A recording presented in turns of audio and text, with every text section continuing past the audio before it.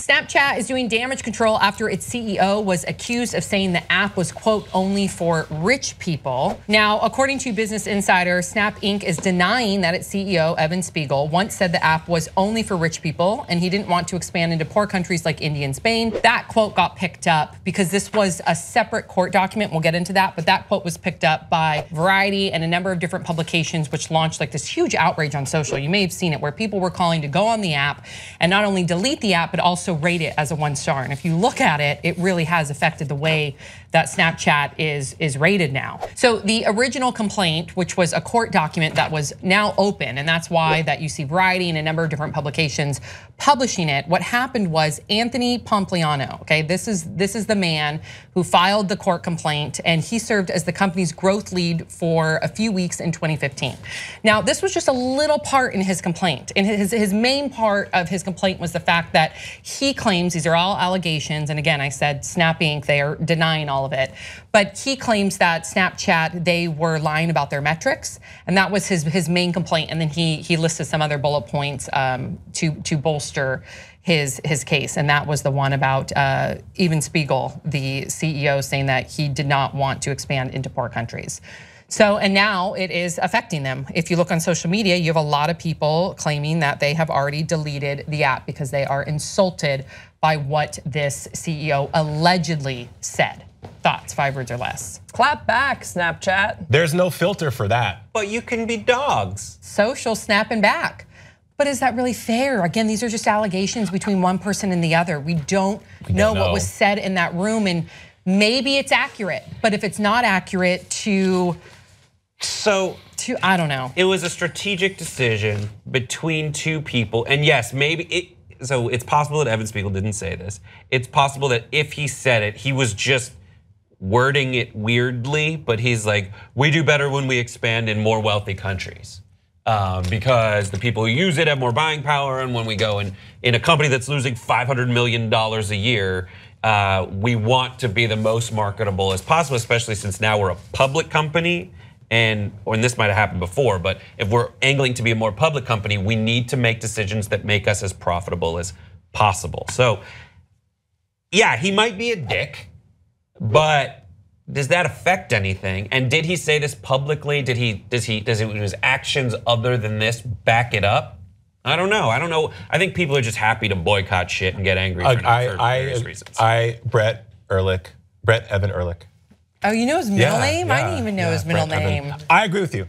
We don't know what happened. It could have been taken out of context. And also, this is a person who's making these allegations is disgruntled. He's upset and he's emotional about what happened, his experience at Snap Inc. But we don't know if he's disgruntled either. Snap is saying he's disgruntled. Right. He's saying he's not disgruntled. He showed up there coming from a very lucrative career at Facebook, and he was really upset by, in so many words, like the lies that he saw and some of the behavior that he was appalled by. So we don't know if he's disgruntled or not either. Per what we know though from what we've been reading and what's been in the news is that he is. So I'm just gonna go off of what we've been told, and like you said earlier, we don't know. But what I do know is that all the people that are hopping, I wish more people that are on social media would have a mind of their own and really stop and think about everything they put out there before they put it out there. But same thing with the Pepsi controversy.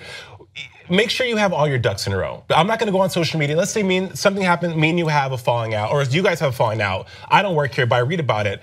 My right mind is to think, okay, well, do I know all the facts? Was I there? No, I was not. I can have an opinion, but the smart person thinks, well, let me figure out what actually happened to the best of my ability, and then go on social media, and then have an opinion and say something about it. Because this, again, boycotting this is all me wanting this to happen in a perfect world. This is not how this is gonna play out. People are still dumb, and they're still gonna go on social media and talk shit regardless of what they know. But it just seems that we make people villains so quickly through social media for whatever reason. Like you have all these tweets from people in India saying, F Snapchat, blah, blah, blah. And if Snapchat Snapchat's a free app.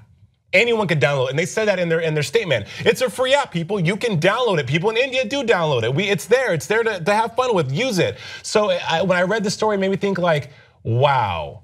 Did this? My first mind was like, no, this probably did not happen the way that it's being stated. There's always two sides to every story. And then the truth. Grace, and then the truth. Grace. Well, I think this is a very interesting story because you get to read all these unredacted legal documents. And I think the reason why this story got picked up is because it's easier for this to be a headline that you can share on social media and have this outrage than it is to look at what this guy, what's his name, Pompliano's? Anthony Pompliano is talking about, where they were doctoring their numbers before their IPO. And according to Anthony Pompliano. According to him. They still deny those allegations as well. So I obviously, if the CEO said this, then that's wrong. I totally disagree. But what the larger story that I think is kind of cool to dig into is his allegations against this company for doctoring their numbers before they went public, and that's something that you don't really hear about, and certainly not in an unredacted sense. What we know is that Snapchat desperately wants us to go back into arbitration, which means that we won't know what's happening anymore. And I'll be a little sad if that does go through, because it's rare that you get this so much like legal transparency when you're looking through documents. Now, when I say transparency, that doesn't actually mean like that what he's saying is factual, but it's really interesting for me, who's interested in legal stuff, and I like to talk it through with my legal lawyer girlfriend, that you get to read this unredacted, because a lot of times you'll read something and it'll be like huge paragraph with a bunch of black lines through it. So yes, this is the headline that people are going to talk about. There's no way that we can verify that. The numbers, though, are what's really interesting to me. If Snapchat was lying about their daily users, that's going to be crazy, because as we've seen with Instagram and Instagram stories really taking off, how will that affect Snapchat? And we could, knowing what their numbers were in 2015 could affect what we know going forward and their stock. I don't know. It's a lot. I would dive in. What I do know is that this guy, Evan Spiegel, has twice as much value as Oprah.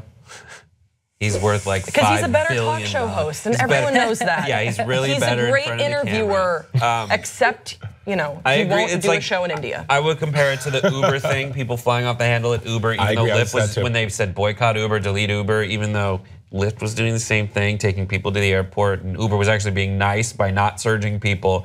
I totally understand that instinct to jump on, pile on the whole thing, because you're trying to be just and you're trying to be right.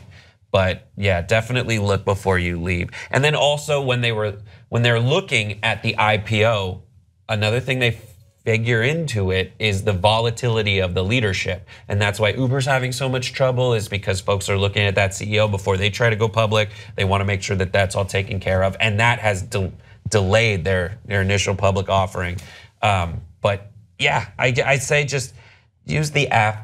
It's totally fine until you find out for sure that because right now they're just allegations. Because I do like when people take a stand for, they want to use something that they believe is ethical, or the people behind it are ethical. So I totally understand that. But as you stated, right now these are just allegations, and if it does go into arbitration, we'll never know. We really won't know much more. Yeah, and it's like, why are you upset at like the ethics behind Snapchat? It was a sexting app. It was for teenagers to send their vaginas and penises to people. So we're already in murky waters as it is. It's evolved.